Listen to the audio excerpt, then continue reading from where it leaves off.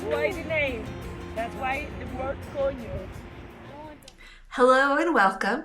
If you're new to my channel, my name is Shauna, and my husband, 11-year-old son, and I recently sold our home and everything we own in Florida and decided to slow travel the world. Our journey is partly to discover the outside of the States, but mostly we're in the pursuit of a more affordable life, better healthcare, and really just escape the American hustle culture. We began our journey in Spain this year. We spent 2 months in the south coast of Spain in a town called Estepona.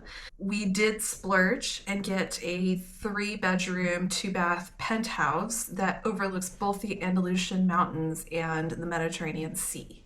By the way, my last video, which was my 3rd YouTube video ever, kind of exploded and I got a lot of comments, and I wanted to thank everybody for watching and for commenting, either welcoming me in Spain, making fun of the way I pronounce things, which I apologize for, and some of you shared a little of your journeys with me, whether it was moving to Spain or slow traveling as well. If you have discovered my channel and are also slow traveling or have moved to Spain, just, left the United States and moved somewhere else, I'd love to hear from you. So please reach out. Spain was great to us. We settled quickly.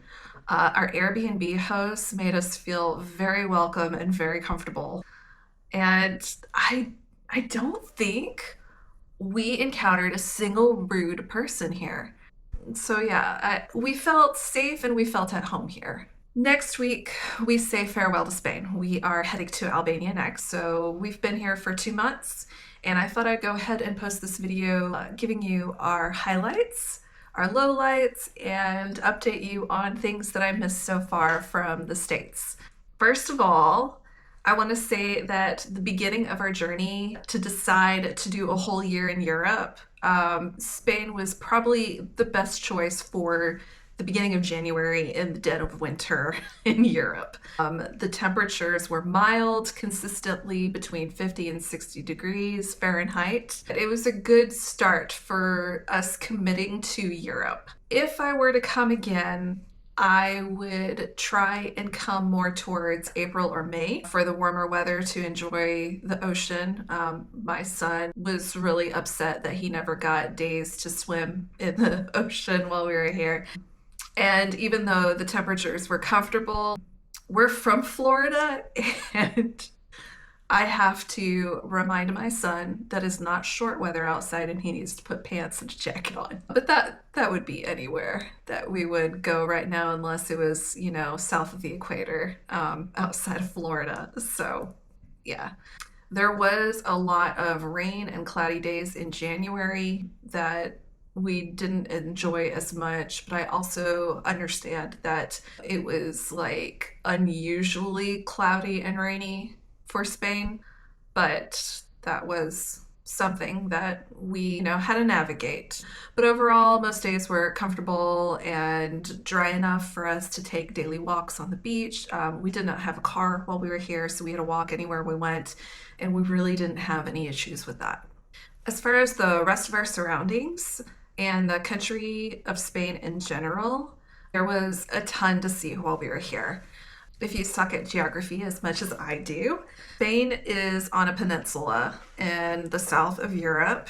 It shares a slither of land with Portugal. North of Spain is France, and south of Spain is Africa. And there is this tiny strip of water that separates Spain from Africa. It is the only strip that ships can sail in and out of, get to the Mediterranean Ocean and places like Greece and Italy. The only strip. And to give you an idea of how tiny that strip is, from the coast here at the beach, we can see on clear days Morocco. And also we can see on clear days the Rock of Gibraltar, which is a little south of us. It is like connected to this peninsula of Spain. However, it's owned by the UK. It's weird. But yeah, so there's just a lot going on around us geography wise. And then also, there's just a ton of history with that, right? Estepona alone, we can go into town and we can wander the whitewashed streets. We'll stumble across old churches. There's an old castle ruin down there. There's an old watchtower. There's just a lot of, oh, and there's random Roman ruins too. We also did a couple of bike rides along the coast, which was absolutely gorgeous. Probably the prettiest bike ride I've ever done in my life. But along the coastline that we rode, there were two or three towers we passed. We looked them up, and they were from the 1500s, I think, and they were used to guard the city from pirates. So just history everywhere and cool architecture everywhere. Now, though it's close enough to visit, we didn't go see the Rock of Gibraltar or Morocco while we were here. And the reason we didn't is because at the end of this year, we're taking a transatlantic cruise from Rome to the States. And that cruise stops at both the Rock of Gibraltar and Morocco. We did do 2 day trips while we were here. We did a day trip to Malaga, which is the bigger city in southern Spain. And we also took a trip to Ronda, which is one of the oldest cities in Spain. Now, Malaga is cool, but Ronda blew my mind. The only thing that I regret is we took a tour through getyourguide.com. We were only given 3 hours in the city. And if we could do it again, I would have stayed overnight, so we would have had longer to enjoy the city. Our journey started off with a tour guide that kind of walked us around town and told us everything we were looking at and the history behind Ronda. And then after the tour, we rushed off to hike down to see the bottom of the bridge. There's this bridge that's like above this huge gorge, and the bridge separates the old town of Ronda from the new town, which, by the way, the new town is from the 15th century. So it's just all old. Our tour guide told us it took, I think she said 40 years for them to build that bridge. They initially built it in 7 or 8 years and it collapsed, and then they rebuilt it and it took 40 years for it to be done right. But it is gorgeous. It looks like it's straight up out of a fairy tale. Ronda is also the home of the what we know of bullfighting. So bullfighting used to be done with horses, people on horses fighting bulls. And what we know of bullfighting, with the man with the red flag, taunting the bull to come charge him, that was first done in the Royal Bull Ring in Ronda. Didn't have enough time to tour the bull ring. There's a museum inside and you can walk the grounds of the bull ring. But we did get a tip from our tour guide about a hotel where we walked in, took an elevator to the top floor that had a bar rooftop that overlooked the inside of the bull ring. So we went and we grabbed some quick drinks to sit and enjoy the bull ring before we quickly rushed back to the bus station to take our bus back. I highly recommend, if you are anywhere in the south coast of Spain, that you go to Ronda. It is amazing, and I feel like you don't really see Spain if you don't see that city. One thing that we really enjoyed here was the slight relief we received as Americans grocery shopping. In the States, I typically would spend $200 to $250 a week on groceries, and I was cooking pretty much all of our meals. And here it costs us, we also cooked most of our meals, vast majority of our meals. We only ate out 3 or 4 times the entire 2 months we were here, meals out. And I spent about $100 and $150 a week. And I also found a new favorite grocery store. It's called Lidl. It's a lot like Aldi. I think it's a competitor of Aldi. But it's like if Aldi in the States had really good produce and a bakery attached. And the bakery was a huge plus for the three of us because since we didn't have a car, I needed Shane and Josiah to grab their backpacks and our bags and come along with me to grocery shop and haul all that stuff up Heart Attack Hill back to our penthouse. And the bakery had everything from croissants, different kinds of breads and rolls, to pastries of all kinds that had cheese and meat in them. So we would be walking home from the grocery shop every week with some kind of pastry in our hand that we were gnawing and, carrying awkwardly the bags of groceries. And it was a huge perk of having to walk your groceries home. And that is something that I will miss in Spain. Now, even though we didn't really eat out much, we did splurge on ice cream every week and cheesecake every week. And it costs very, very little. There is an ice cream shop on the coast that's called, I think, Heladerio Ambrosia. We would spend $10 total, and each of us would have this very generous scoop of ice cream. By far the best, though, that I will recommend is a place in the harbor here called Umami 22. And Umami 22 has the best cheesecakes in the entire world, hands down. Shane and I would split a cheesecake for €7. We could never decide if we liked the apple crumble or the Bonafide the best. For the record, Bonafide contained bananas, caramel, and I think brownie crumble on top. Super weird combo. Not to mention Shane doesn't like cheesecake, but it was so good that we had it weekly. We also did some medical tourism while we were here, which we had planned on. So the first thing we did was I booked an appointment for all three of us to get our teeth cleaned at a local dentist. The cost for all three of us was $188. The last time we went to get our teeth cleaned in the US was 5 years ago, and I think it cost us $300. Shane and I have, for most of our adult lives, been self-employed, so health insurance has pretty much always been unaffordable for us. We never looked into dental insurance, like that was never going to be an option. So the cost of what we paid for our teeth cleaned in the United States was a big burden. I was very excited to come here and pay an affordable price to get our teeth cleaned. If you saw my first video I did here, I did mention that I wanted to get my wisdom teeth removed while we were here. And I'll admit that I never made the time for that because I did get a quote and they said it would be €90 per tooth extraction. They broke it to be like, that's a lot and we're sorry. For reference, in 2016, Shane got his wisdom teeth removed. And I remember it cost $2,000. We had to put it on a credit card and pay it off.